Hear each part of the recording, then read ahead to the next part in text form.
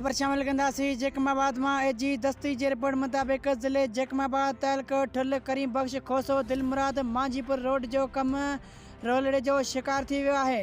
Road नठण खिलाफ शहरन जो एहतजाजी तहरीक जो ऐलान। खबर मूजिब सिंध बलोचिस्तान जे अहम शहरन के मिलाईंदड़ मेन रोड दिलमुराद मांझीपुर रोड जो कम रोलड़े जो शिकार है। रोड नठण खिलाफ रोड बहाली एक्शन कमेटी गॾिजाणी कोठाई है। शहरन मजहबी अगवान समाजी अगवान साफ़िन पिण शिरकत कई। उन मौके ते अगवान गुलाम हुसैन खोसो, डॉक्टर आशिक हुसैन खोसो, मोहम्मद पुनल कोड़ा खान कटोहर ऐं ॿियनि ख़िताब कंदे चयो त 2013 खां रोड जो कम रोलड़े जो शिकार है।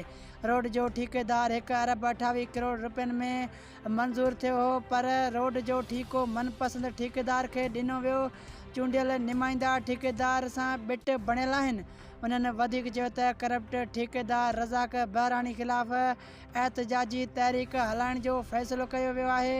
29 नवंबर ते सिंध बलोचिस्तान जे सरहद शहर मांझीपुर में धरणो लॻायो वेंदो। ॿी सूरत में एहतजाजी तहरीक खे वधायो वेंदो।